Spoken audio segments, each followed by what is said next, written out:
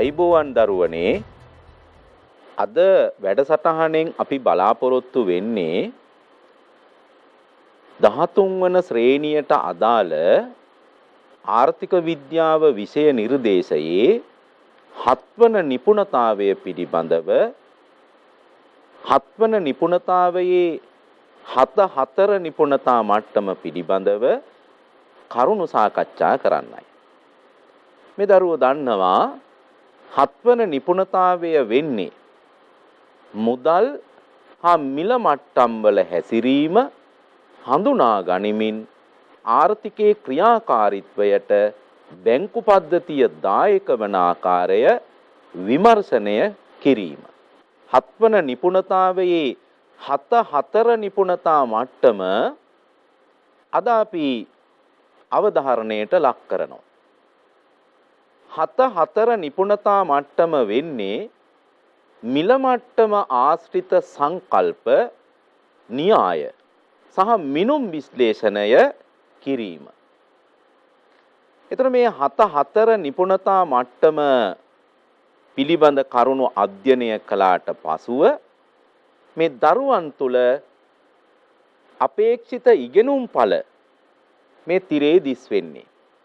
මේ පාඩම අධ්‍යයනය කළාට පසුව මේ ඉගෙනුම් ඵල මේ දරුවෝ තුළ සාධනය විය යුතුයි. මිල මට්ටම අර්ථ දක්වන්න මේ දරුවන්ට හැකි විය යුතුයි. මිල මට්ටම් ආශ්‍රිත සංකල්ප පැහැදිලි කරන්න මේ දරුවන්ට හැකි විය යුතුයි. ඒ වගේම උද්දමනයට බලපාන හේතු විවිධ ප්‍රවේශ ඔස්සේ විග්‍රහ කරන්න මේ පාඩම අධ්‍යයනය කළාට පසුව මේ දරුවන්ට හැකි විය යුතුයි. දැන් දරුවනේ අපි බලමු උද්දමනය හා ආශ්‍රිත සංකල්ප සාකච්ඡා කරන්න. දරුවනේ අපි බලමු ප්‍රථමයෙන්ම උද්දමනය කියන්නේ කුමක්ද කියලා. උද්දමනය කියන වචනය අපට නිතරම ප්‍රවෘත්ති බැලුවත් රූපවාහිනිය දිහා බැලුවත් පුවත්පත කියෙව්වත් මේ උද්දමනය කියන වචනය අපිට බොහෝ විට අසන්නට දකින්නට ලැබෙන වචනයක්. මේ සාර්ව ආර්ථික විද්‍යාව පුරාම විහිදිච්ච වචනයක් උද්දමනය. දරුවෝ දන්නවද මේ උද්දමනය කියන්නේ මොකක්ද කියලා? උද්දමනය කියන්නේ දරුවනේ සරලව කිව්වොත් රටක භාණ්ඩ හා සේවාවල මිල මට්ටම අඛණ්ඩව ඉහළ යාම. උද්දමනය කියලා කියන්නේ රටක භාණ්ඩ හා සේවාවල සාමාන්‍ය මිල මට්ටම දීර්ඝ කාලයක පටන් අඛණ්ඩව ඉහළ යාමේ ප්‍රවණතාවය. දැන් මේ දරුවෝ දන්නවනේ මේ හැම රටකම කාලයත් එක්ක භාණ්ඩවල මිල මට්ටම ටික ටික ඉහළ යනවා. දැන් අපේ රටේ ගත්තත් අපේ කලාපයේ රටවල් වල ගත්තත් ආහාර පාන, හාල්, පොල්, සීනි, ඇඳුම්, එතකොට ප්‍රවාහන ගාස්තු, විදුලි ගාස්තු, ඒ වගේ sannivedana ගාස්තු, මේ හැම දෙයකම මිල මට්ටම ක්‍රමක්‍රමයෙන් ඉහළ නගිනවා. අන්න ඒක තමයි උද්දමනය කියලා හඳුන්වන්නේ. ඒතර උද්දමනය යනු කුමක්ද කියලා ඇහුවොත් මේ දරුවෝ දෙන්න ඕන උත්තරේ තමයි රටක සාමාන්‍ය මිල මට්ටම දීර්ඝ කාලයක පටන් අඛණ්ඩව ඉහළ යාමේ ප්‍රවණතාවය උද්දමනයයි. මොකද දරුවනේ උද්දමනය කියන්නේ රටක සාමාන්‍ය මිල මට්ටම දීර්ඝ කාලයක පටන් අඛණ්ඩව ඉහළ යාමේ ප්‍රවණතාවය මිල උද්දමනය කියලා හඳුන්වනවා. එතකොට මොකද්ද මේ සාමාන්‍ය මිල මට්ටම කියලා කියන්නේ? දරුවනේ සාමාන්‍ය මිල මට්ටම කියන්නේ අපි තෝරා ගන්නාලද භාණ්ඩ හෝ සේවා ගණනාවක අපි තෝරාගත්ත භාණ්ඩ හා සේවා පැසක මිල ගණන් වල බර තබන ලද සාමාන්‍ය අගය. ඒකයි සාමාන්‍ය මිල මට්ටම කියලා කියන්නේ. අපි තෝරා ගන්නවා භාණ්ඩ 100ක් හෝ එහෙම නැත්නම් භාණ්ඩ 200ක් හෝ එහෙම නැත්නම් භාණ්ඩ 300ක් ඒ වගේ භාණ්ඩ පැසක් තෝරා ගන්න. භාණ්ඩ හා සේවා. එතකොට මේ භාණ්ඩ හා සේවා පැස තුල තිබෙන භාණ්ඩ හා සේවා මල්ලක්. පැසක් කියන්නේ භාණ්ඩ හා සේවා මල්ලක්. ඒ භාණ්ඩ හා සේවා මල්ල තුල තියෙන භාණ්ඩවල මිල ගණන් මත බර තැබීමක් කරලා ඒ භාණ්ඩවලට වියදම් කරන ප්‍රමාණය අනුව පෙළ ගැස්වීමක් කරලා ගණනය කරපු සාමාන්‍ය මිල අගය තමයි සාමාන්‍ය මිල මට්ටම කියලා හඳුන්වන්නේ. ඒතර මේ සාමාන්‍ය මිල මට්ටම කාලානුරූපව කාලයෙන් කාලයට දිග කාලයක පටන් අඛණ්ඩව වැඩිවීමේ ප්‍රවණතාවයක් තියෙනවා නම් ඒකට අපි කියන්නේ මිල උද්දමනය කියලා. දැන් දරුවන්ට පැහැදිලි උද්දමනය කියන්නේ මොකක්ද? සාමාන්‍ය මිල මට්ටම කියන්නේ කුමක්ද?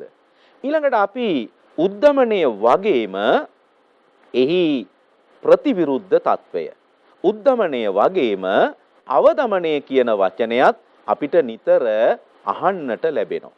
මොකද මේ අවදමනය කියලා කියන්නේ? දරුවනේ අවදමනය කියන්නේ උද්දමනයේ ප්‍රතිවිරුද්ධ తත්වය. ඒ කියන්නේ භාණ්ඩ හා සේවා සමූහයක සාමාන්‍ය මිල මට්ටම දීර්ඝ කාලයක ඉඳලා පහළ යන ප්‍රවණතාවය අවදමනය කියලා හඳුන්වනවා.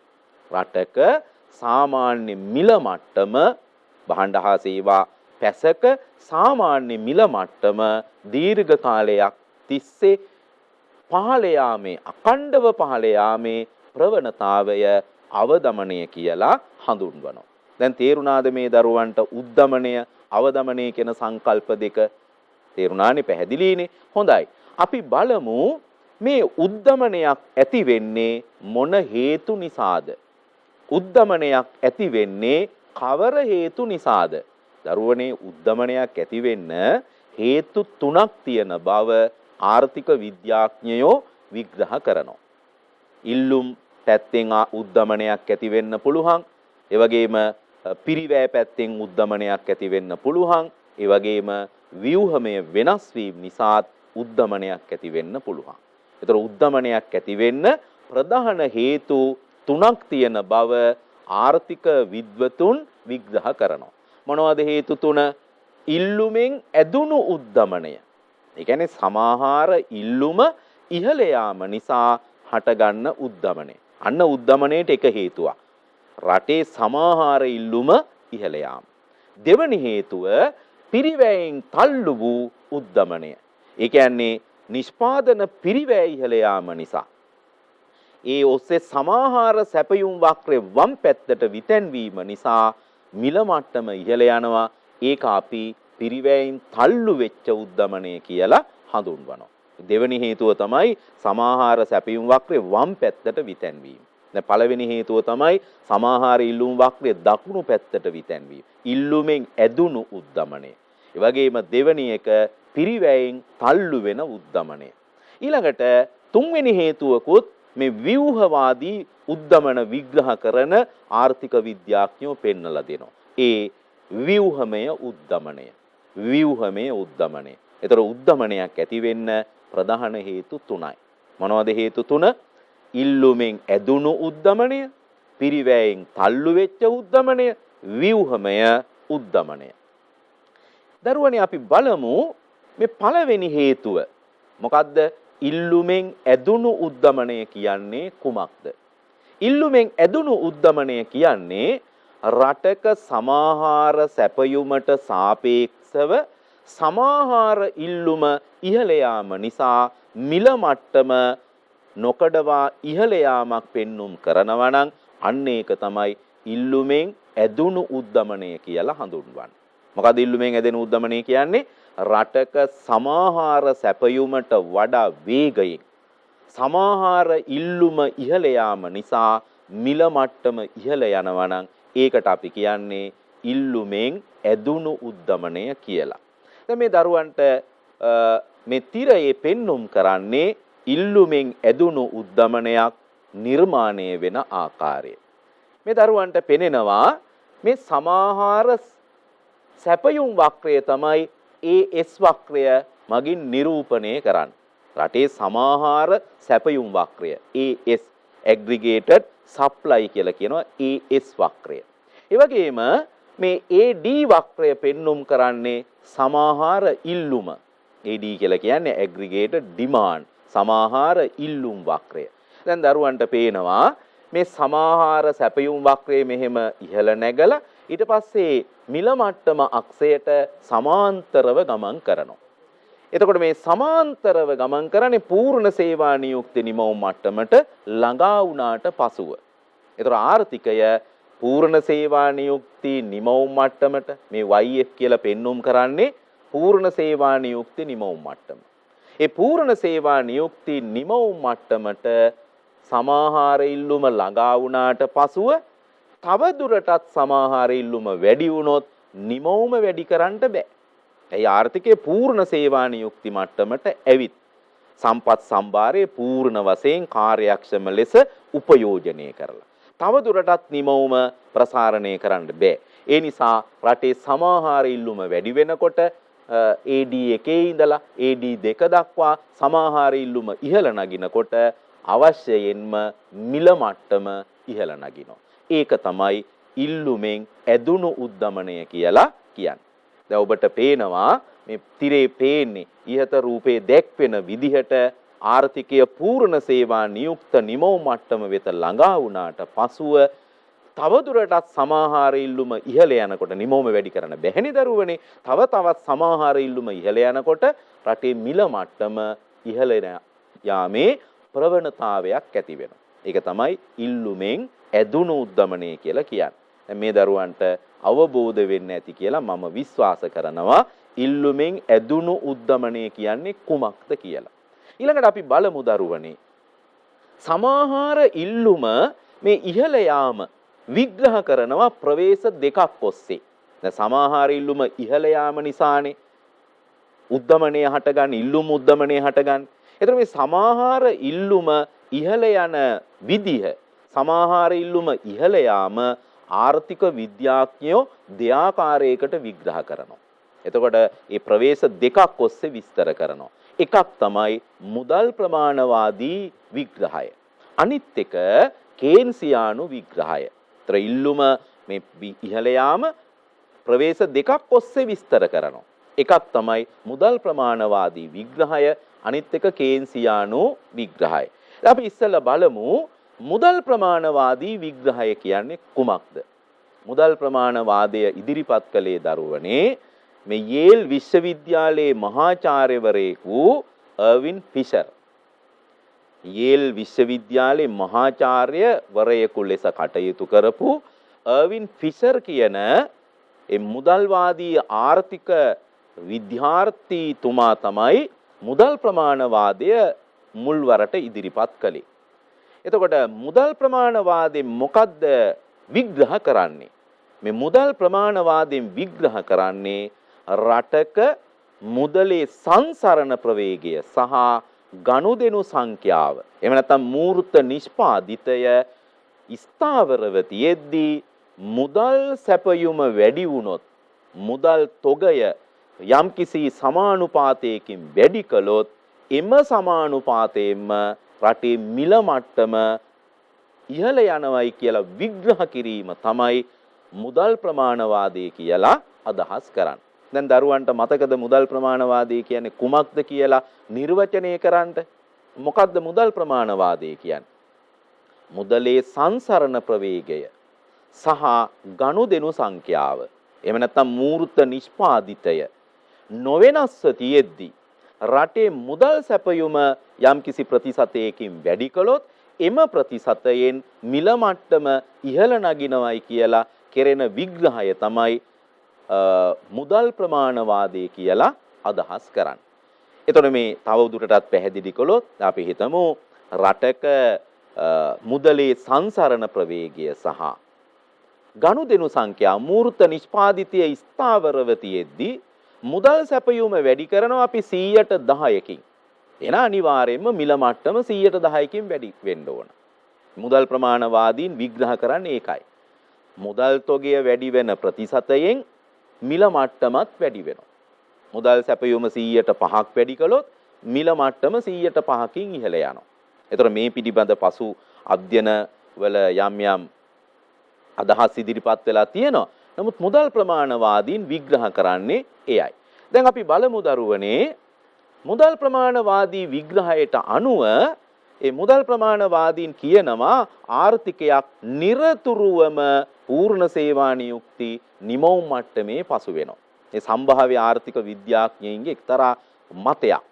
ආර්ථිකයක් නිරතුරුවම පූර්ණ සේවා නියුක්තියෙහි පසු වෙනවා. ඒ කියන්නේ රටේ සම්පත් සම්භාරය පූර්ණ වශයෙන් හැමතිස්සෙම උපයෝජනය වෙමින් පවතිනවා. ඉතින් එවැනි අවස්ථාවකදී මුදල් සැපයුම වැඩි වුණොත් නිමවුම වැඩි කරන්න බැහැනේ. ඇයි පූර්ණ සේවා නියුක්තනේ. ඉතින් මුදල් සැපයුම වැඩි වුණොත් නිමවුම වැඩි කරන්න බැරි නිසා මිල මට්ටම ඉහළ යාමක් සිද්ධ වෙනවා.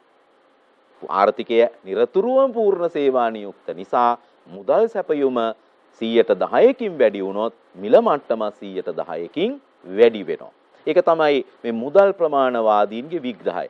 හැබැයි මේ මුදල් ප්‍රමාණවාදීන් උද්දමනය විග්‍රහ කරන්නේ ටිකක් සැහැල්ලුවෙන්. කොහොමද ඒගොල්ලෝ විග්‍රහ කරන්නේ? ආර්ථිකයක් නිරතුරුවම පූර්ණ සේවා නියුක්තයි. දැන් නිෂ්පාදනය වැඩි කරන්න බෑ. යම්කිසි විදිහකට මුදල් සැපයුම 10%කින් හෝ 105කින් වැඩි වුණොත් නිමවුම වැඩි කරන්න බැරි නිසා කුඩා භාණ්ඩ පැසක් පිටුපස අර විශාල මුදල් මල්ලක් මුදල් තොගයක් ලුහු බැඳීමේ ප්‍රතිඵලයක් විදිහට භාණ්ඩ හා සේවා ඒ මල්ලේ නැත්තම් භාණ්ඩ හා සේවා ගොනුවේ මිල මට්ටම ඉහළ යනවා.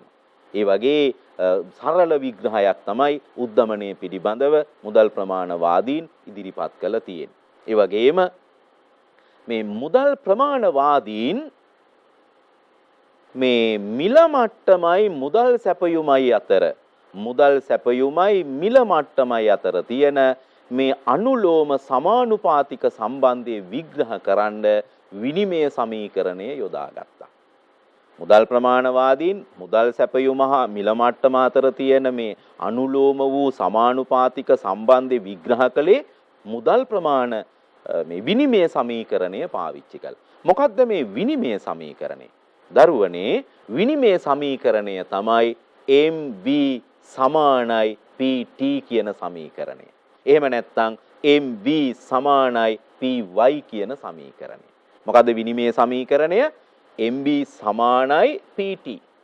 එහෙම නැත්නම් MB සමානයි PY. මේ T කියලා කියන්නේ රටේ සිද්ධ වෙන ගනුදෙනු ප්‍රමාණය. ඒ වගේම Y කියන්නේ මූර්ත නිෂ්පාදිතය. ඉතින් ගනුදෙනු සංඛ්‍යාව මූර්ත නිෂ්පාදිතයට අනන්‍යයි කියලා මුදල් ප්‍රමාණවාදීන් විග්‍රහ කළා. ඒ නිසා MB සමාන PT කියන මුල් සමීකරණය හෝ එහෙම නැත්නම් MB සමානයි PY කියන සමීකරණය බොහෝ දුරට විනිමය සමීකරණය හැටියට අපි සලකනවා. ඒතර මේ විනිමය සමීකරණය මගින් මොකද්ද ප්‍රකාශ වෙන්නේ? විනිමය සමීකරණය මගින් ප්‍රකාශ වෙන්නේ දරුවනේ මුදල් සැපයුම හා සංසරණ මුදලේ සංසරණ ප්‍රවේගයේ ගුණිතය. රටේ මුදල් තොගය හා මුදලේ සංසරණ ප්‍රවේගය යන විචල්‍යයන් දෙකේ ගුණිතය රටේ මිල මට්ටම හා ගනුදෙනු සංඛ්‍යාව නැත්තම් මූර්ත නිෂ්පාදිතේ ගුණිතයට සාම්‍යතාවයක් ඇති වෙනවා. ඒකයි විනිමය සමීකරණයෙන් ප්‍රකාශ වෙන්නේ. මොකද ප්‍රකාශ වෙන්නේ? මුදල් තොගය මුදලේ සංසරණ ප්‍රවේගයෙන් ගුණ කළ විට ලැබෙන වටිනාකම අගය රටේ මිල මට්ටම මූර්ත නිෂ්පාදිතේ නැත්නම් ගනුදෙනු සංඛ්‍යාවෙන් ගුණ කළ විට ලැබෙන අගයට අවශ්‍යයෙන්ම අනන්‍ය වෙනවා. ඒක තමයි මේකට අපි කියනවා විනිමය සමීකරණය එහෙම නැත්නම් විනිමය ඒකාත්මය කියලා.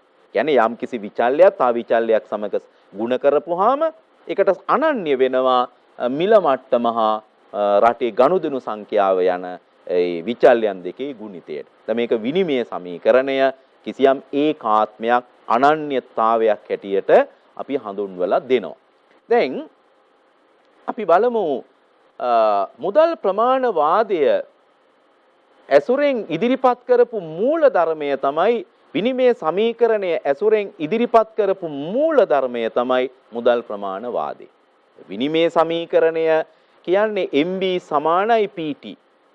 ඒතර ඒ විනිමය සමීකරණය මගින් ඉදිරිපත් කරපු න්‍යාය. එහෙම නැත්නම් යම්කිසි මූල ධර්මය තමයි මුදල් ප්‍රමාණවාදය. දැන් මුදල් ප්‍රමාණවාදය කියන්නේ විනිමය සමීකරණය ඇසුරෙන් ඉදිරිපත් කරපු න්‍යාය මූල ධර්මය. ඒ මූල ධර්මයෙන් කියවෙන්නේ MB සමානයි PT කියන සමීකරණයේ V ස්ථාවරණ මුදලේ සංසරණ ප්‍රවේගයේ ස්ථාවරණ T ස්ථාවරණ ගනුදෙනු සංඛ්‍යාව ස්ථාවරණ M හා P අතර සමානුපාතික ඒකයි මුදල් ප්‍රමාණවාදය. M හා P අතර සමානුපාතික අනුලෝම සම්බන්ධයක් පවතිනවා. එතකොට විනිමය සමීකරණය කියන්නේ එකක්. මුදල් ප්‍රමාණවාදය කියන්නේ ඒක ඔස්සේ ඉදිරිපත් කරපු න්‍යාය. ඉතින් ඒක මේ දරුවෝ විග්‍රහ කරගන්න අවබෝධයක් තිබිය යුතුයි. මේකේ කියේ මුදල් ප්‍රමාණවාදීන් පවසන්නේ උද්ධමණයට එකම හේතුව සාධාරණ වූ එකම හේතුව මුදල් සැපයුම වැඩිවීම පමණමයි. උද්ධමණයට එකම හේතුව මුදල් සැපයුම වැඩිවීම. ඒක තමයි විනිමය සමීකරණයේ මගින් ඒ මුදල් ප්‍රමාණවාදීන් විග්‍රහ කළේ. දැන් මේ මුදල් ප්‍රමාණවාදීන් මුදල් සැපයුම වැඩි වෙනකොට උද්ධමනයක් ඇති වෙනවයි කියලා විග්‍රහ කරන්න උපකල්පන දෙකක් පාවිච්චි කළා. මුදල් තොගේ වැඩි වෙනකොට මුදල් තොගේ 110කින් වැඩි වුණොත් මිල මට්ටම 110කින් වැඩි වෙනවා. ඒතර මේක සිද්ධ වෙන්න නම් කොන්දේසි දෙකක් ඉෂ්ට වෙන්න ඕන. මොකද්ද කොන්දේසි දෙක? මුදලේ සංසරණ ප්‍රවේගය ස්ථාවර. අර V කියන සංරචකය ස්ථාවරව තියෙන්න ඕන. MV සමාන PT නේ V කියන සංරචකය. ඒක තමයි මුදලේ සංසරණ ප්‍රවේගය. එය ස්ථාවරව තියෙන්න ඕන. ඒත් එක්කම ගනුදෙනු සංඛ්‍යාව නැතිනම් මූර්ත නිෂ්පාදිතය ස්ථාවරව තියෙන්නට ඕන. ඒක තමයි මුදල් ප්‍රමාණවාදය පදනම් කරගත්ත උපකල්පන දෙක. ඊළඟට අපි බලමු දරුවනේ අර විනිමය සමීකරණයේ එක් සංරචකය විග්‍රහ කරගන්න. දැන් මේ දරුවෝ කියන්නේ මොකද්ද විනිමය සමීකරණය? MV සමානයි PT. MV සමානයි PT. දැන් M කියන්නේ කුමක්ද කියලා අපි බලමු. දරුවනේ M කියන්නේ මුදල් සැපයුමට. M කියන්නේ මුදල් සැපයුමට. මුදල් සැපයුම කියන්නේ කිසියම් කාල පරිච්ඡේදයක් තුල මහජනතාව සතු ව්‍යවහාර මුදල් ප්‍රමාණය මුදල් සැපයුම කියලා හඳුන්වනවා. කිසියම් කාල පරිච්ඡේදයක් තුල මහජනතාව අතේ තිබිච්ච නැත්නම් මහජනතාව සතුව තිබිච්ච ව්‍යවහාර මුදල් කාසි හා නෝට්ටු තොගය මුදල් සැපයුම. මුදල් සැපයුම කියන්නේ තොග සංකල්පයක්. ඒ කියන්නේ එක්තරා ගොඩකට ගහන්න පුළුවන් මහජනතාවගේ අතේ තිබෙන කාසි හා නෝට්ටු. මුදල් සැපයුම කියන්නේ තොගයක්. එතකොට MB සමානයි PT කියන විනිමය සමීකරණයෙන් අපිට පුළුවන් මේ M කියන සංකල්පය. එහෙම නැත්නම් මුදල් සැපයුම කියන එම සංකල්පය එම විචල්්‍ය තනි කරලා ගන්න, උක්ත කරලා ගන්න පුළුවන්. කොහොමද?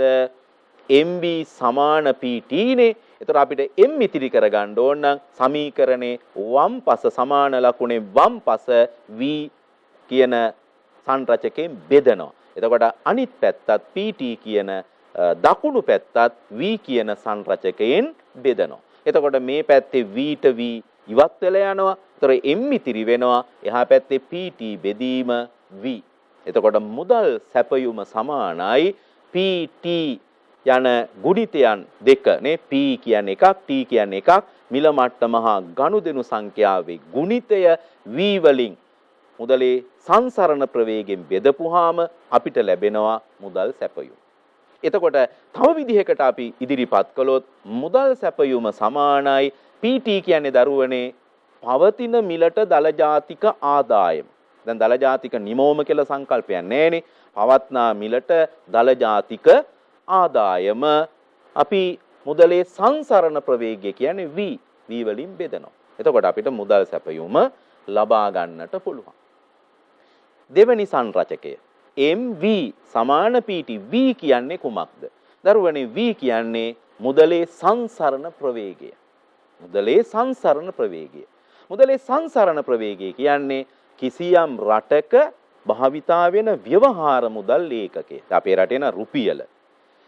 කිසියම් කාල පරිච්ඡේදයක් තුල, හිතමු අවුරුද්දක් තුල, ඒ වගේ කාල පරිච්ඡේදයක් තුල ජනතාව අතින් අත හුවමාරු වෙච්ච වාර ගණනටයි මුදලේ සංසරණ ප්‍රවේගය කියලා කියන්නේ. මොකද මුදලේ සංසරණ ප්‍රවේගය කියන්නේ කිසියම් රටක භාවිතා වෙන ව්‍යවහාර මුදල් ඒකකය ඒ කිසියම් කාලච්ඡේදයක් තුල අවුරුද්දක් තුල මාස 6ක් තුල ජනතාව අතින් අත හුවමාරු වෙච්ච වාර ගණන. දැන් මුදලේ සංසරණ ප්‍රවේගය. මේකට අපි කියනවා නම් කීපයක්ම. මේකට කියනවා ගනුදෙනු සංසරණ ප්‍රවේගය.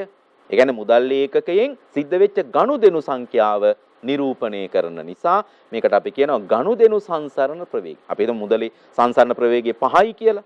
ඒකෙන් අදහස් කරන්නේ රුපියල කියන මුදල 5 වතාවක් ගනුදෙනු බවට පත් වුණා. ගනුදෙනු සංසරණ ප්‍රවේගය. ආදායම් සංසරණ ප්‍රවේගය.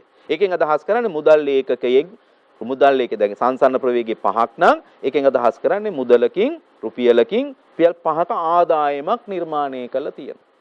සංසරණේ වෙච්ච වාර ගාන 5යි කියන්නේ රුපියලකින් 5 වතාවක් ආදායම් ගොඩනගලා නිර්මාණය කළා තියෙන. ඒක නිසා මේකට අපි කියනවා ආදායම් සංසරණ ප්‍රවේගය. වියදම් සංසරණ ප්‍රවේගය.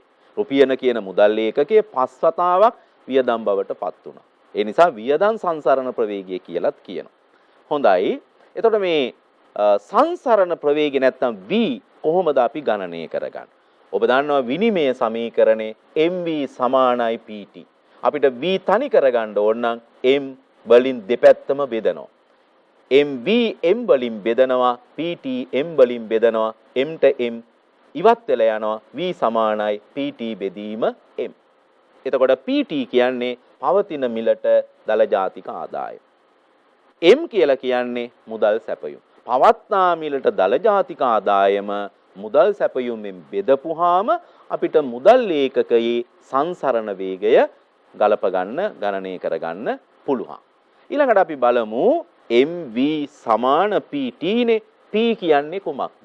දරුවනේ P කියලා කියන්නේ මිල මට්ටමට.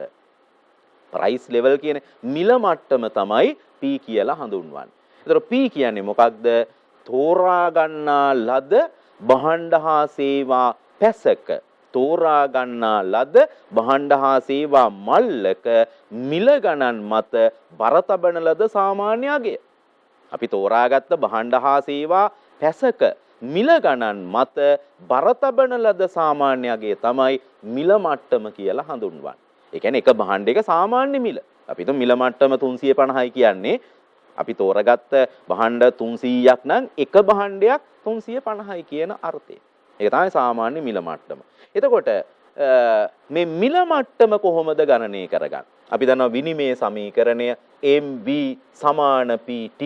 දැන් P නේ මිල මට්ටම. ඒතර P උක්ත කරගන්න නම් සමීකරණේ දෙපැත්තම T ගෙන් බෙදනවා. ඒතර මේ T ට T කැපිලා යනවා. ඒතර මිල මට්ටම සමානයි MV බෙදීම T. ඒතර MV කියලා කියන්නේ පවතින මිලට දල ජාතික ආදායම. මොකද මේ ඒකාත්මයක්නේ. දෙපැත්ත සමානයි. සමාන ලකුණේ දෙපැත්තේ තියෙන ගුණිතයන් දෙක සමානයි. එතකොට PT කියන්නේ පවතින මිලට දල ජාතික ආදායම නම් MV කියන්නේ එවැනිම දෙයක්.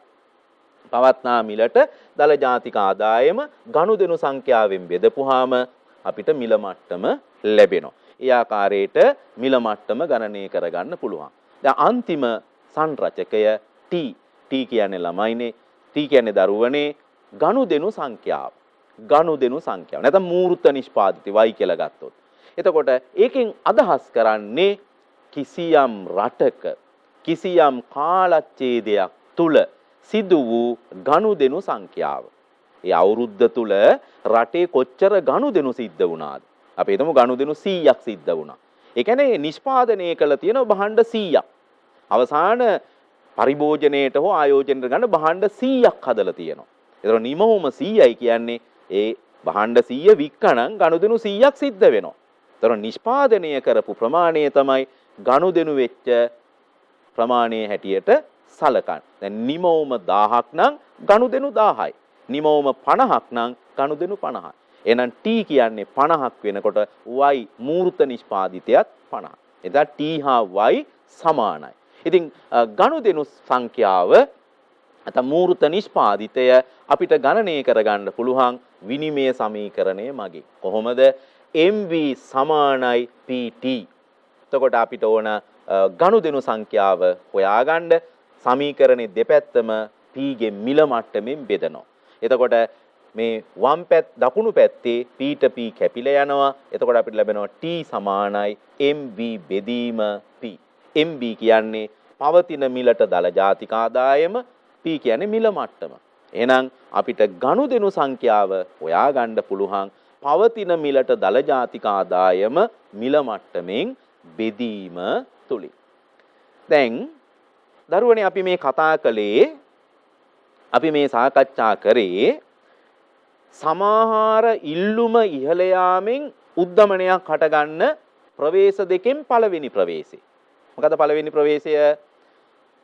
සමාහාර ඉල්ලුම ඉහළ යාම විග්‍රහ කරන ප්‍රවේශ දෙකක් තියෙනවානේ. එකක් මුදල් ප්‍රමාණවාදීන්ගේ විග්‍රහය. ඒක තමයි අපි දැන් මේ නිමාවටපත් කළේ. තව එකක් තියෙනවා කේන්සියානු විග්‍රහය. ඉතින් මේ මුදල් ප්‍රමාණවාදය පිළිබඳ අපි සැලකිය යුතු විෂය කරුණු ප්‍රමාණයක් සාකච්ඡා කළා. ඉතින් මේ සාකච්ඡා කරපු විෂය කරුණු වලට අදාළව පසුගිය වර්ෂවල විභාග ප්‍රශ්න පත්‍රවල තිබිච්ච ප්‍රශ්න කීපයක් මම මේ දරුවන්ගේ අවධානයට යොමු කරනවා. දැන් මේ තිරේ දිස් වෙන්නේ 2019 පැරණි විෂය නිර්දේශයේ පළවෙනි ආර්ථික විද්‍යා පළමු ප්‍රශ්න පත්‍රයේ MCQ 29 වෙනි ප්‍රශ්නේ, බහුවරණ 29 වෙනි ප්‍රශ්නේ. දැන් මේකෙන් අහන්නේ කිසියම් කල්පිත ආර්ථිකයක නාමික දලදේශීය නිෂ්පාදිතය. ඒ කියන්නේ මොකද? අර PT නාමික දලදේශීය PT රුපියල් ට්‍රිලියන 8ක් නම් සහ මුදල් සැපයුම ට්‍රිලියන 2ක් නම් මුදලේ සංසරණ ප්‍රවේගය මොකක්ද? දැන් දරුවෝ මතක් කරගන්න විනිමය සමීකරණය. මොකද්ද? MB සමානයි PT. එතකොට MB M කියන්නේ මුදල් සැපයුම, V කියන්නේ මුදලේ සංසරණ ප්‍රවේගය. PT කියන්නේ පවතින මිලට දල ජාතික ආදායම නැත්නම් දලදේශීය නාමික දලදේශීය නිෂ්පාදිතය. එහෙනම් අපි V හොයාගන්න ඕන නම් අපි PT බෙදනවා M වලින්. PT කියන්නේ පවතින මිලට දලදේශීය නිෂ්පාදිතය නැත්නම් නාමික දලදේශීය නිෂ්පාදිතය. ඒක තමයි ට්‍රිලියන 8. ඒක බෙදනවා රටේ මුදල් සැපයුමේ. මුදල් සැපයුම ට්‍රිලියන 2යි. එහෙනම් ට්‍රිලියන 8 ට්‍රිලියන 2කින් බෙදපුවාම සංසරණ ප්‍රවේගය කොච්චරද? 4යි. මුදල් ඒකකයක් අතින් අත හුවමාරු වෙච්ච වාර ගණන 4යි. අන්න තුන්වෙනි පිළිතුර තමයි නිවැරදි පිළිතුර විදිහට අපිට පැහැදිලි කරලා දෙන්න පුළුවන්. මේකේ නිවැරදි පිළිතුර අංක 3. ඒ වගේම තවත් ප්‍රශ්නයක් අහලා තියෙනවා 2016 ආර්ථික විද්‍යාව පළවෙනි ප්‍රශ්න පත්‍රයේ බහුවරණ ප්‍රශ්නේ අංක 27. මේකෙන් අහන්නේ අර MB සමාන PT කියන විනිමය සමීකරණය ඇසුරෙන් ඉදිරිපත් කරපු මුදල් ප්‍රමාණවාදයේ පිළිබඳ ගැටලුවක්. මුදල් ප්‍රමාණවාදයට අනුව නාමික මුදල් සැපයුම 10%ක වැඩිවීමක් නිසා මෙන්න මේ වරණ පහෙන් කුමන වරණයේද සිදුවිය හැකි සිද්ධාන්තය පෙන්눔 කරන්න. දැන් මුදල් ප්‍රමාණවාදී කියන්නේ මොකද්ද? V හා T ස්ථාවර නම් මුදල් සැපයුම වැඩි වෙන ප්‍රතිශතයෙන් මිල මට්ටම වැඩි වෙනවා. එහෙනම් මුදල් ප්‍රමාණවාදයට අනුව නාමික මුදල් සැපයුම 10%කින් වැඩි කළොත් මිල මට්ටම 10%කින් වැඩි වෙන්න ඕන. එහෙනම් මේකේ නිවැරදි පිළිතුර වෙන්නේ දරුවනේ 4 වෙනි පිළිතුර. මොකද්ද? පොදු මිල මට්ටම 10%කින් වැඩි වෙනවා. මුදල් සැපයුම 10%කින් වැඩි කළොත් මිල මට්ටම 10%කින් වැඩි. හැබැයි V හා T ස්ථාවරව තිබිය යුතුයි. හොඳයි. දැන් අපි මුදල් ප්‍රමාණවාදයේ පිළිබඳව දීර්ඝ වශයෙන් සාකච්ඡා කරලා විභාගයට දීපු ප්‍රශ්න දෙකකුත් සාකච්ඡා කරා. හොඳයි දරුවනේ.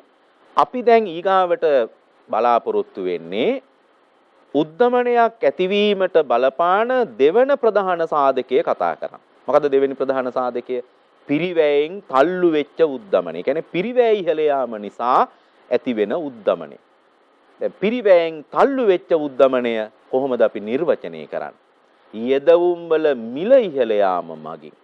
නිෂ්පාදන පිරිවැය වැඩි වෙලා ඒ ඔස්සේ සමාහාර සැපියුම් වක්‍රය වම් පැත්තට විතැන්වීමේ ප්‍රතිඵලයක් විදිහට මිල මට්ටම ඉහළ යාම පිරිවැයෙන් තල්ලු වෙච්ච උද්දමනය කියලා හඳුන්වනවා. මොකද්ද මේ સિદ્ધාන්තය? යදවුම් වල මිල වැඩි වෙන. මොනවද යදවුම්? දැන් ඕනම භාණ්ඩයක් හදන්න අපි යදවුම් භූමිය, ශ්‍රමය, ප්‍රාග්ධන, විවසාය ආදී යදවුම් පාවිච්චි කරනවා. ඉතින් භූමියට බදු කුලිය ගෙවන්න ඕනේ, ශ්‍රමයට වැටුප් ගෙවන්න ඕනේ, ප්‍රාග්ධනයට පොලිය, විවසායට ලාභ. ඒතර මේ බදු කුලි, වැටුප්, පොලි, ලාභ කියන යදවුම් වල මිල වැඩිවීම නිසා නිෂ්පාදන පිරිවැය වැඩි වෙලා ඒ පිරිවැය වැඩිවීමේ ප්‍රතිඵලයක් විදිහට සමාහාර සැපියුම් වක්‍රය වම් පැත්තට විතැන් වෙලා මිල මට්ටම වැඩි වෙනවා නම් අන්න ඒක තමයි පිරිවැයෙන් තල්ලු වෙන උද්දමනය කියලා කියන්නේ. පිරිවැය වාදී උද්දමනය කියලාත් කියනවා. රූප රාමුවෙන් පෙන්눔 කරන්නේ මේ තියෙන්නේ සමාහාර සැපයුම් වක්‍රය AS1. ඒතර පිරිවැය වැඩි වෙනවා. භාණ්ඩ හවුස් ඒවා නිෂ්පාදනය ගන්න ප්‍රාථමික යදවුම් වලට ගෙවන්න ඕන මිල ගණන්. බදු කුලි, වැටුප්, පොලි, ලාභ වැඩි වෙනවා.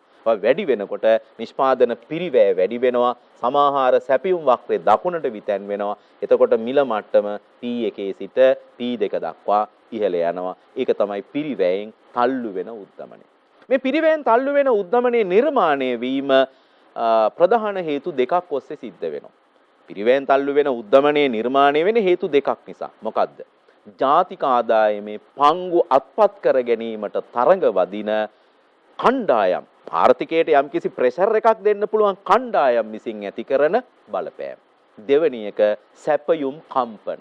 දැන් අපි බලමු ජාතික ආදායමේ පංගු අත්පත් කර ගැනීමට වෙරදරන කණ්ඩායම් විසින් ඇති කරන බලපෑම. මේ ජාතික ආදායමේ පංගු මේ අත්පත් කරගන්න වෙරදරන නැත්නම් ආර්ථිකයට බලපෑම් කරන ශක්තිමත් කණ්ඩායම් ප්‍රධාන වශයෙන් දෙකක් ඉන්නවා ආර්ථිකයක. එකක් තමයි එක කට්ටියක් තමයි වෘත්තීය සමිති. අනිත් කට්ටිය තමයි කතිපයාධිකාරී සමාගම්. දරුවනේ වෘත්තීය සමිති කියන්නේ කවුද? සංවිධානයේ වෙච්ච ශ්‍රමිකයෝ. සංවිධානාත්මක ශ්‍රමිකයෝ තමයි වෘත්තීය සමිති කියලා අපි හඳුන්වන්නේ. ඒගොල්ලන්ට ආර්ථිකය තුල යම්කිසි ශක්තියක් තියෙනවා. වෘත්තීය සමිති ඒකාබද්ධ වෙලා කාටලගත වෙලා ඒ අයට තියෙනවා ආර්ථිකයට යම්කිසි බලපෑමක් කිරීමේ ශක්තිය. එතකොට මේ වෘත්තීය සමිති ඒ බලපෑම ආර්ථිකයට මුදා හැරලා වැටුප් වැඩි කරගන්න වාරයක් පාසා රටේ මිල මට්ටම ඉහළ යනවා. රටේ නිෂ්පාදනය වැඩි කරන්නේ නැතුව අර වැටුප් වැඩි කරගන්නකොට නිෂ්පාදන පිරිවැය වැඩි වෙනවා. පිරිවැය වැඩි වෙනකොට භාණ්ඩවල මිල මට්ටම ඉහළ යනවා. අන්න පිරිවැය උද්දමනයේ එක හේතුව. වෘත්තීය සමිති විසින් වැටුප් වැඩි කර ගැනීම. අනිත් එක තමයි කතිපයාධිකාරී සමාගම්. කතිපයාධිකාරී සමාගම් කියන ආර්ථිකයට යම්කිසි බලපෑමක් කරන්න පුළුවන් විශාල පරිමාණ සමාගම් තියෙනවා. ආර්ථිකයේ දුවන්නේ එවැනි සමාගම් කීපයක් මත. ඒ සමාගම් විසින් නිමවුම වැඩි කරන්නේ නැතුව නිෂ්පාදන කියන්නේ තමන්ගේ ලාභ තීරුව වැඩි කරගන්න. අපි දන්න පිරිවැයේ කොටසක්නේ ලාභය. ලාභය කියන්නේ යම්කිසි පිරිවැය. බදු කුලි, වැටුප්, පොලි, ලාභ කියන්නේ පිරිවැය.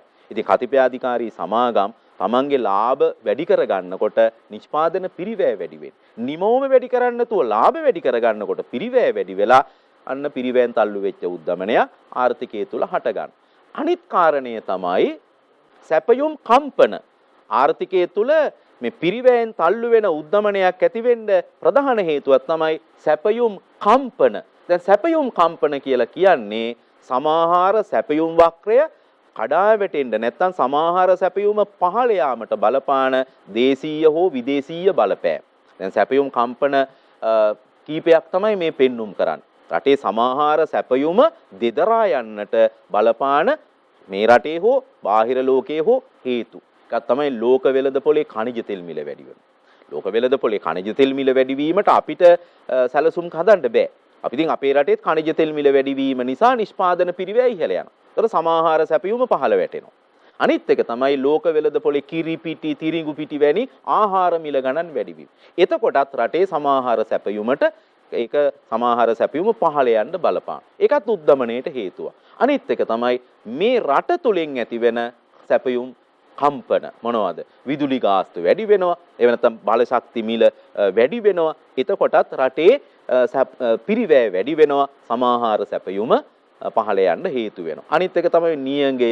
එහෙම නැත්නම් විශාල සීත කාලය එනවා. සීත දේශගුණ ඒ වගේ හේතු හින්දාත් සමාහාර සැපයුම පහළ යන්න පුළුවන්. ඒවට තමයි සැපයුම් කම්පනවලට බලපාන හේතු. ඉතින් මේ විදිහට පිරිවැය ඉහළ යාමෙන් ඇති වෙන උද්දමනය අපි කියන්නේ පිරිවැයෙන් තල්ලු වෙන උද්දමනය කියලා. දැන් මේ පිරිවැය නිසා පිරිවැය වැඩිවීම නිසා උද්දමනයක් ඇති වෙන්න ප්‍රධාන හේතු දෙකයි බලපාන. ඒක තමයි අපි විස්තර කරගෙන ආවේ. අර ජාතික ආදායමේ පංගු අත්පත් කරගන්න වෙරදරන කණ්ඩායම් විසින් ඇති කරන බලපෑම. ඒ කියන්නේ වෘත්තීය සමිති හෝ කතිපයාධිකාරී සමාගම්. අනිත් එක තමයි සැපයුම් කම්පන නිසා ඇති වෙන බලපෑම. ඉතින් දරුවනේ මේ අපි සාකච්ඡා කරපු මේ පිරිවැය උද්දමනය පිළිබඳව පසුගිය විභාගවල අහලා තියෙන ප්‍රශ්න කීපයක් මේ පෙන්눔 කරන්න. 2018 වර්ෂයේ ආර්ථික විද්‍යා පළවෙනි ප්‍රශ්න පත්‍රයේ බහුවර්ණ ප්‍රශ්නාංක 30 මෙන්න මෙහෙම විමසනවා. පහත සඳහන් කවරක් පිරිවැයෙන් තල්ලු වූ උද්දමනයට හේතු වේද? පහත සඳහන් කවරක් පිරිවැයෙන් තල්ලු වූ උද්දමනයට හේතු වේද? 1. ශ්‍රමයේ මිල ඉහළ යාම. ඒතර ඒක පිරිවැයෙන් තල්ලු වෙන උද්දමනයට හේතුවක්ද? ඔව්. ඒ මං කිව්වේ වෘත්තීය සමිති වැටුප් වැඩි කරගෙන නිෂ්පාදනය වැඩි කරන්න නැතුව වැටුප් වැඩි කරගත්තාම අන්න එතකොට පිරිවැය වැඩි වෙලා මිල මට්ටම ඉහළ. ඒතර පළවෙනි පිළිතුර මේකට නිවැරදි. ඒතර විදුලි බල මිල පහළ බැසීමක් කියන එක වැරදීනේ. ඒ ඉතින් විදුලි බල ගාස්තු අඩු වෙනකොට පිරිවැය අඩු වෙනවනේ, උද්දමනයක් ඇති වෙන්න බැහැනේ. කුටුම්බ පරිභෝජනයේ ඉහළ යාමක් කියන එක ඒකත් වැරදිනේ. ඒක ඉල්ලුම් පාර්ශවීය කාර්ය පරිභෝජනය කියන්නේ ඉල්ලුමේ සංරචකයක්. ඒකත් වැරදීනේ. රජයේ මිලදී ගැනීම පහළ බැසීම ඒකත් ඉල්ලුමේ කොටසක්නේ. G කියන එක ඒක ඉල්ලුම පිරිවැයට බලපාන එකක් නෙමෙයි. මුදල් සැපයුම් වැඩිවීමක් ඒකත් බලපාන්නේ ඉල්ලුමට. ඒක නිසා දරුවනේ පිරිවැය උද්දමනයට හේතුව අංක 1. මේ තියෙන 2019 පැරණි විෂය නිර්දේශයේ බහුවර්ණ ප්‍රශ්න අංක 28. පිරිවැයෙන් තල්ලු වුණු උද්දමනයක් ආරම්භ වෙන්නේ කොතනින්ද?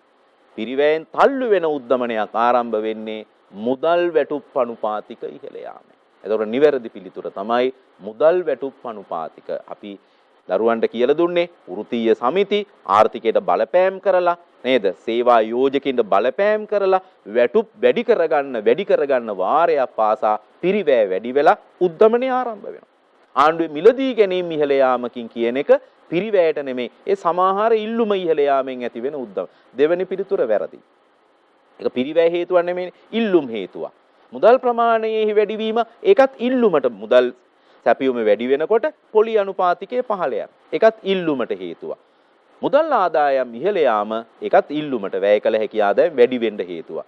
බදු අනුපාතික අඩුවීම ඒකත් ඉල්ලුමට. එහෙනම් පිරිවැයට බලපාන උද්දමන කාරණේ තමයි අංක 1. හොඳයි දරුවනේ. අපි බලමු උද්දමනය පිළිබඳව කේන්සියානු විග්‍රහය සාකච්ඡා කරන්න. අපි දැන් ඉස්සෙල්ලා කතා කළේ උද්දමනය පිළිබඳ මුදල් ප්‍රමාණවාදී විග්‍රහයනේ. දැන් අපි බලන්නේ උද්දමනය පිළිබඳ කේන්ස් J.M. කේන්ස් විසින් ඉදිරිපත් කළ තියෙන විග්‍රහය. දැන් මේ ජෝන් මේනාඩ් කේන්ස් කියන ආර්ථික විද්‍යාඥයා තමයි අපි J.M. කේන්ස් කියලා හඳුන්වන්නේ. ඒතර මේ ජෝන් මේනාඩ් කේන්ස් විසින් 1936 දී රචනා කරනවා සාර්වාර්ථික විද්‍යා ග්‍රන්ථයක්. මොකක්ද ඒ ග්‍රන්ථයේ නම? මුදල් පොලිය හා සේවා නියුක්තිය පිළිබඳ පොදු න්‍යාය. සාමාන්‍යයෙන් සාර්වාර්ථික විද්‍යාවේ පියා හැටියට සලකන්නේ අපි ජෝන් මේනාඩ් කේන්ස්ව. ඔහු විසින් ලියපු ප්‍රථම ග්‍රන්ථය තමයි මුදල් පොලිය හා සේවා නියුක්තිය පිළිබඳ පොදු න්‍යාය. අන්නේ පොතේ විග්‍රහ කරනවා උද්දමනයක් කොහොමද ගොඩනැගෙන්නේ? උද්දමනයක් ඇති වෙන්නේ කොහොමද? කේන්ස් විස්තර කරනවා මෙන්න මෙහෙම. කොහොමද? යම්කිසි ආර්ථිකයක් පූර්ණ සේවා නියුක්ති නිමවුම් මට්ටමට ළඟා වුණාට පස්සේ ඒ පූර්ණ සේවා නියුක්ති නිමවුම් මට්ටම පවත්වාගෙන යාමට අවශ්‍ය සමාහාර ඉල්ලුමක් තියෙනවා. අපි හිතමු පූර්ණ සේවා නියුක්ති නිමවුම් මට්ටම රුපියල් බිලියන 1000ක් නම් ඒ රුපියල් බිලියන 1000ක සමාහාර ඉල්ලුමක් රට තුලින් ගොඩ නැගෙන්න ඕන.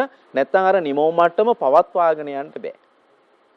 එතකොට මේ පූර්ණ සේවා නියුක්ති නිමවුම් මට්ටමට ආර්ථිකය අවතීර්ණේ වුණාට පසුව ඒ නිමවුම් මට්ටම පවත්වාගෙන යාමට අවශ්‍ය සමාහාර ඉල්ලුමට වඩා සැබෑ සමාහාර ඉල්ලුම ඉහළ ගියොත් අන්න උද්දමන පරතරයක් ඇති වෙනවා.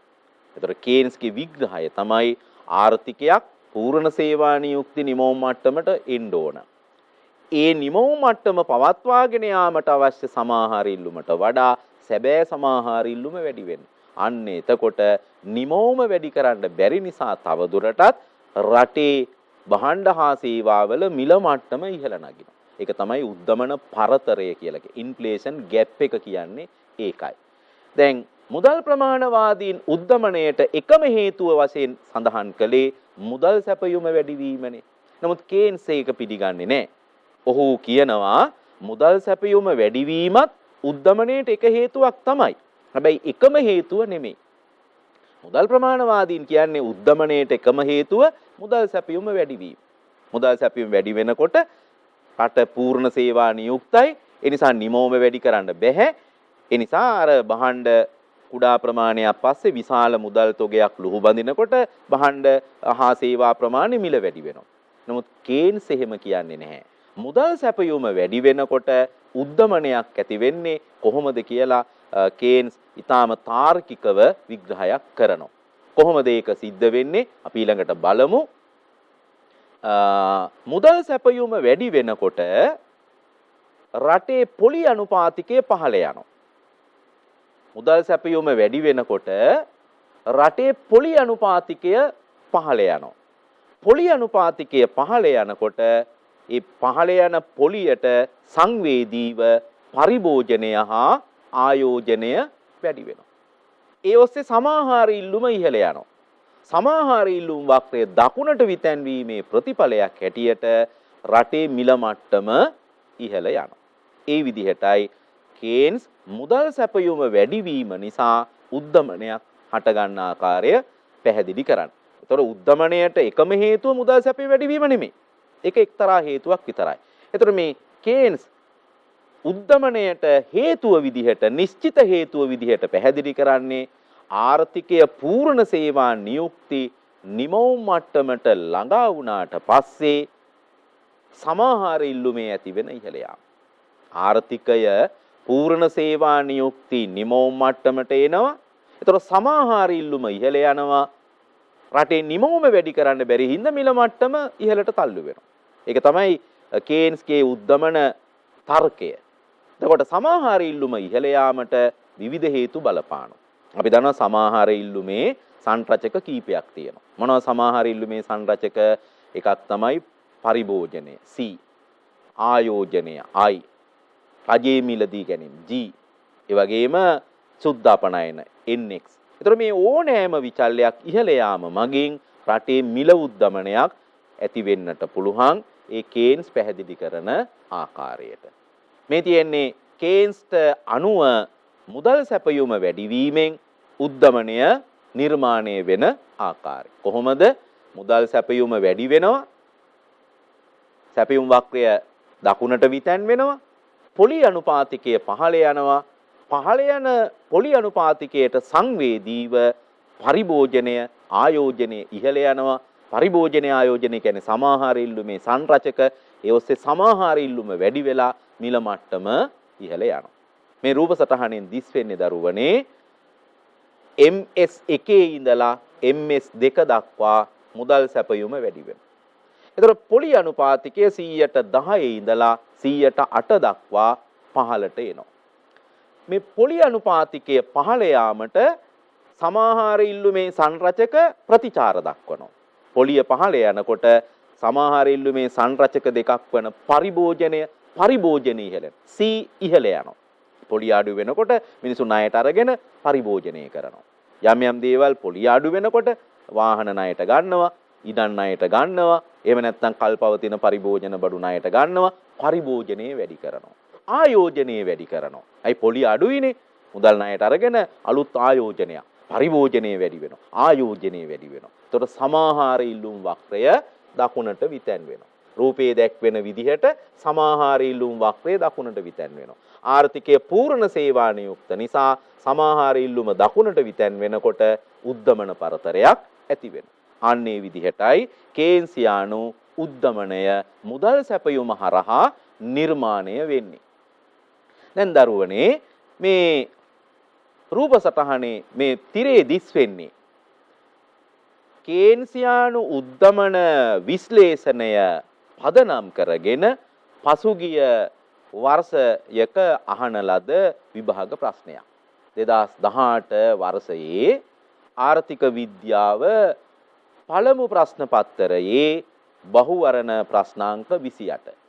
මේ ප්‍රශ්නේ විමසන්නේ පහත දැක්වෙන රූප සටහනෙහි සමතුලිත ජාතික ආදායම් මට්ටම OY1 ලෙසත් සමතුලිත ජාතික ආදායම් මට්ටම OY1 ලෙසත් පූර්ණ සේවා නියුක්ති ජාතික ආදායම් මට්ටම OY ලෙසත් පෙන්눔 කරනවා. එතකොට සමතුලිත ජාතික ආදායම් මට්ටම OY1 පූර්ණ සේවා නියුක්ති ජාතික ආදායම් මට්ටම OY මේ Y කියන එක. එතකොට පෙන්눔 කරනවා. මේ ආර්ථිකයේ අවදමනාත්මක පරතරය කොපමණද? දැන් දරුවනේ පූර්ණ සේවා නියුක්ති නිමව මට්ටම නෙමේ Y කියන්නේ. ඒ සමහර ඉල්ලුම් වක්‍රය මෙතන පෙන්눔 කරන්නේ CIG යන සංරචක වලින් නිර්මිත සමහර ඉල්ලුම් වක්‍රයේ තියෙන්න ඕනේ V ලක්ෂය හරහා. නමුත් සමහර ඉල්ලුම සැබෑ සමහර ඉල්ලුම තියෙන්නේ U ලක්ෂය හරහා. ඒ නිසා දරුවනේ අවදමන පරතරයේ විදිහට සලකන්න පුළුවන් V වල ඉඳලා U දක්වා තියෙන පරතරය. ඒතර අවදමන පරතරය තමයි UV. ඒකයි නිවැරදි පිළිතුර. හොඳයි. දැන් මේ තවත් ප්‍රශ්නයක් 2017 වර්ෂයේ ආර්ථික විද්‍යාව පළමු ප්‍රශ්න පත්තරයේ MCQ 29 ප්‍රශ්නේ. මේකෙන් අහන්නේ උද්දමනීය පරතරයක් අඩු කරගත හැක්කේ කොහොමද? ඒක රටේ උද්දමනයක් තියෙනවා නම් උද්දමන පරතරයක් තියෙනවා නම් ඒක අඩු කරගන්නේ කොහොමද? උද්දමනය අඩු කරගන්න නම් දැන් කේන්සියානු විග්‍රහයෙන් කියන්නේ ඉල්ලුම වැඩි වෙලානේ උද්දමනයක් ඇති වෙන්නේ. සමාහාර ඉල්ලුම ඉහළ යාම නිසානේ පූර්ණ සේවා නියුක්ති නිමව මට්ටම යටතේ සමාහාර ඉල්ලුම ඉහළ යනවා. එනයිති උද්දමනය අඩු කරන්න නම් සමාහාර ඉල්ලුම පහළ දාන්න ඕන. ඒකට අදාළ පිළිතුර කුමක්ද? ආණ්ඩුවේ වියදම් ඉහළ දැමීමක් මගිනි. ඒතර සමාහාර ඉල්ලුම තව වැඩි වෙනවනේ. ඒතර උද්දමනය තව ඉහළ. ඒක උත්තරයක් නෙමෙයි. මුදල් සැපයුම පහළ දැමීමක් මගින්.